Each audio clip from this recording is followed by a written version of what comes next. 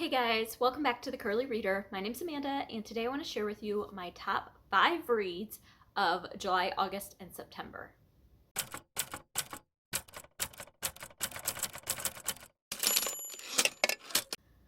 Alright, so I don't know how to continue doing this, moving forward. I really like doing seasonal favorites, so winter, spring, summer, fall, but I also consider December to be a winter month and not a fall month. So it throws it off a little bit because then when I'm doing my annual favorites, December is that kind of outlier. I don't know. So because I think when I was doing my seasonal favorites, I would do winter was December, January, February, and then March, April, May, June, July, August, September, October, November. And I really like doing that. And it sounds better when you say my fall favorites or my spring favorites of spring or whatever. And now it's favorites of third quarter. Great. It's hard to I don't know.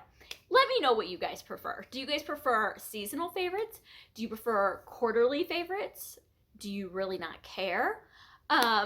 Should I continue even doing these videos? Let me know what you think.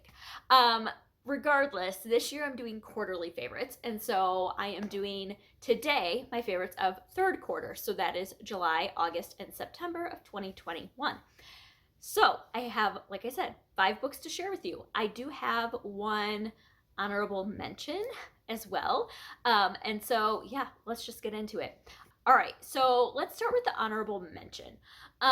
I didn't have any middle grade on my top 5 list, and so I wanted to honorably mention my favorite middle grade of the quarter. And so my favorite middle grade that I read in third quarter is Being Clem by Lisa Klein Ransom.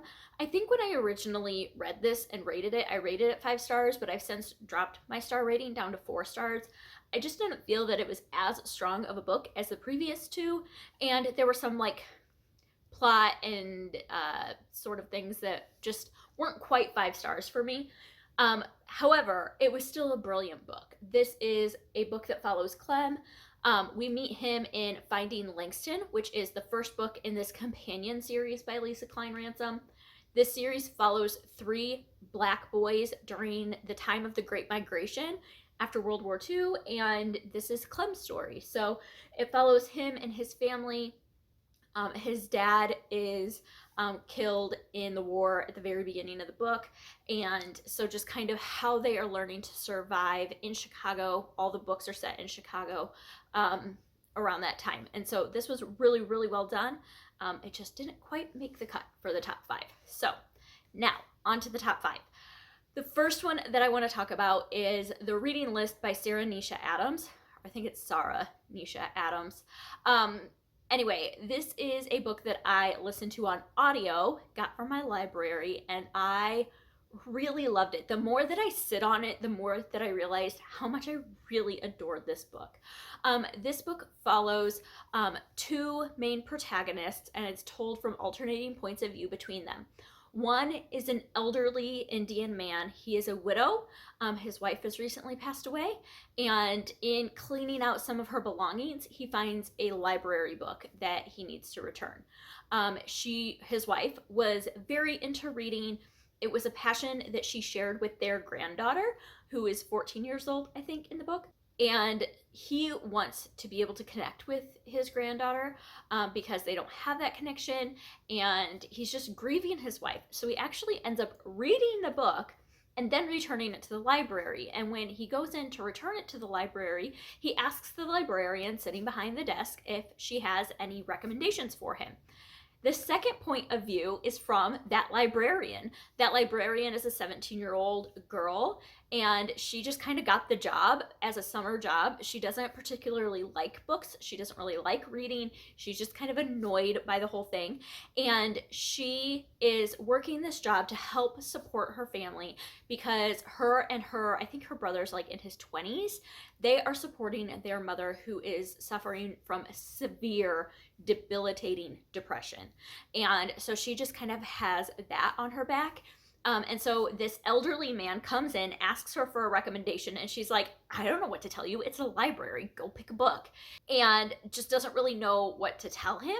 And so she actually finds in the back of a book that she's like shelving or processing, she finds a little slip of paper in the back of a book that has a reading list on it. And at the top, it says something along the lines of, I hope this helps, or I hope this helps you, or I hope this finds you in your time of need, or something along those lines. And so the first book on the list is To Kill a Mockingbird. So she finds this list and she ends up recommending To Kill a Mockingbird to this man. And then she decides she's going to read the book too. And as the story progresses, they start going down the list and reading all of the books on the list together. And then they form a friendship, and it's just about their lives individually and their discussion about the books on the list. And it's so good. I love the way that reading and libraries and the importance of books and what they can mean was discussed in this. And it was really, really well done. So that was a really long explanation for one book. But there you go. It was a good one. Highly suggest you check it out.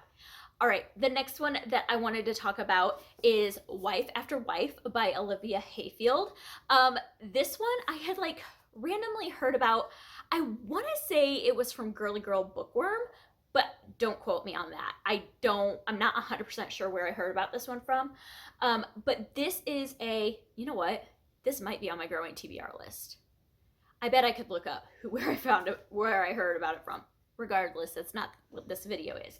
So this is a modern day retelling of Henry VIII and his 6 wives. So in this book, Henry is portrayed as Harry Rose, who is the head of the Rose Corporation. And it is a huge like magazine and company. And so it just discusses, it starts when him and Catherine are married and they are expecting their first child, and they're really, really excited for what's to come. He is fairly young. I want to say when the book starts, it is, well, the first chapter is 2018, which is when the book was written, 1985. So it's 1985, and then it follows up to present day, and the book is 2018. And so it goes through each of the 6 wives, and just like if it were present day, how would this have looked? How would it have worked? It's told from the point of view of Harry as well as each of the wives, and occasionally you'll get a point of view from like a coworker or things like that. It was so much fun. Guys, this was like something I may consider a guilty pleasure read. It was just fun. I really, really like Tudor history. I know a lot about it. It was just a phase I went through a few years ago. And so this for me was kind of just a fun way of exploring that a little bit further. There's a lot of talk about feminism in this book, and what the wives kind of, how they stood up for themselves. And it was really good. Highly suggest you check it out. It does not have the highest rating on Goodreads, but I loved it, so don't believe Goodreads all the time. All right, another one that made my top, or 2 that made my list, were YA books, which is like unheard of because I always say this, I don't read a lot of YA, but I did this summer. And so, and I read some really, really good ones. And so the first one that I read that I loved was Skyward by Brandon Sanderson. I've kind of had a hard time explaining this, I think, throughout a few videos that this has been in for me.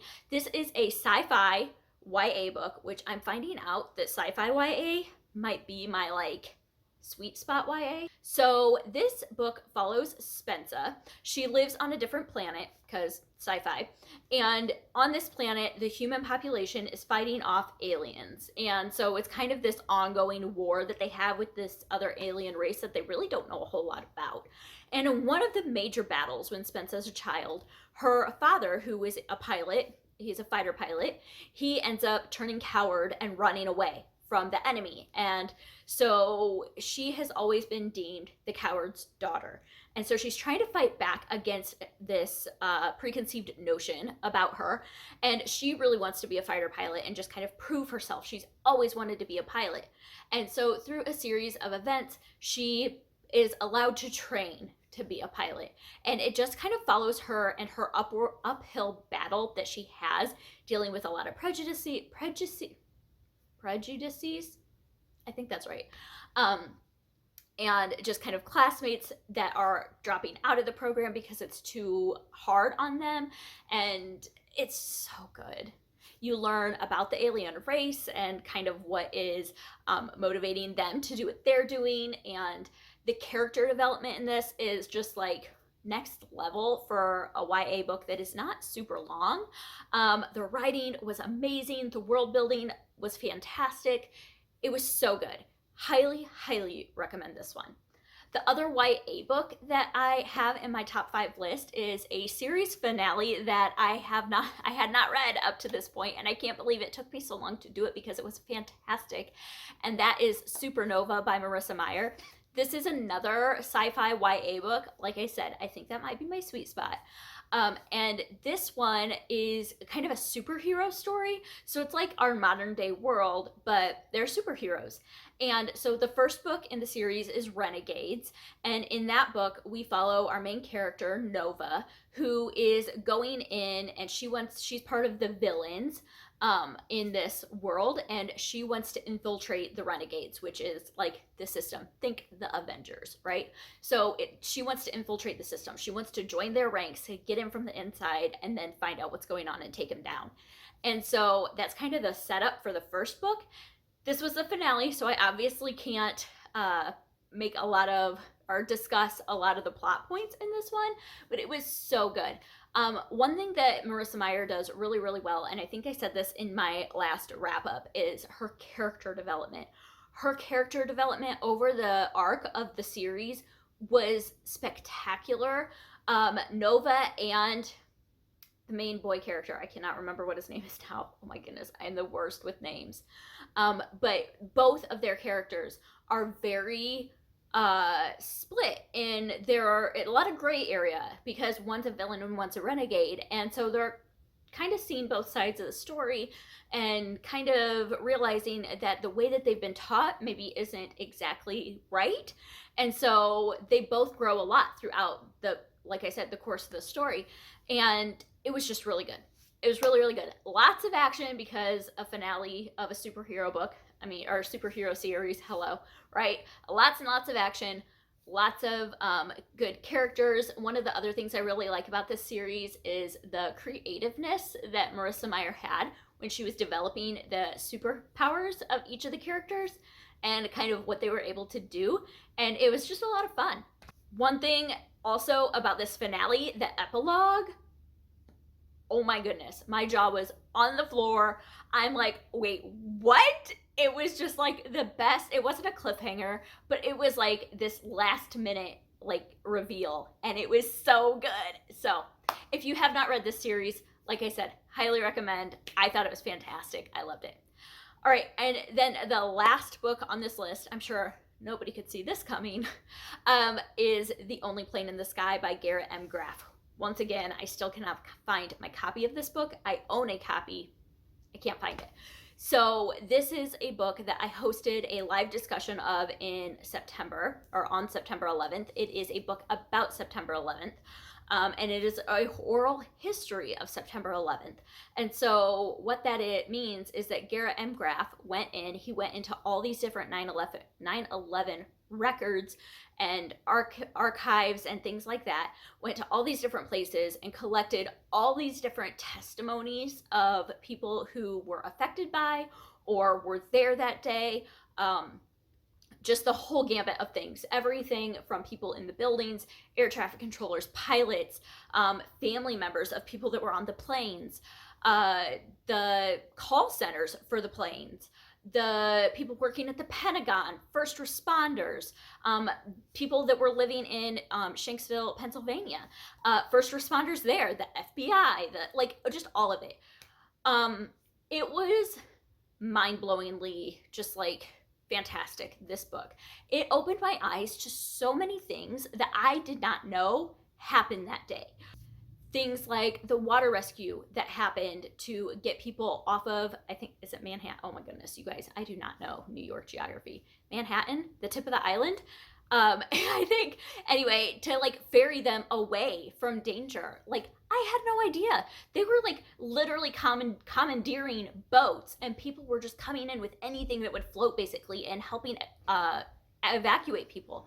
And it was just hearing stories like that I had no idea that that had happened. The other part of the book that I just found very eye-opening was what happened on Air Force One that day. So, like I said, they had all these different points of view of people that were involved in the day, and part of that were the people that were on board Air Force One that were with President Bush that day, his advisors, just everything. So hearing their perspective was very eye-opening in what happened from a federal government level on that day, and how they were all informed and things like that. It was so good.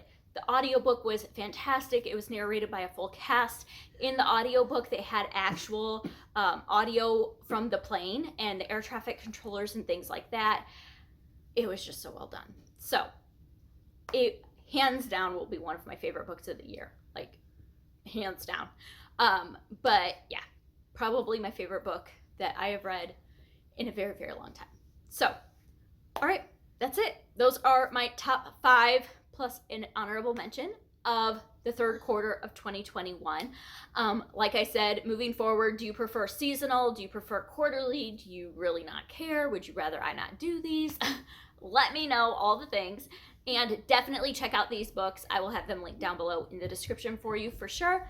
And that's going to do it for today. So I hope that you enjoyed this. I hope that you stick around and subscribe. And until next time, see ya!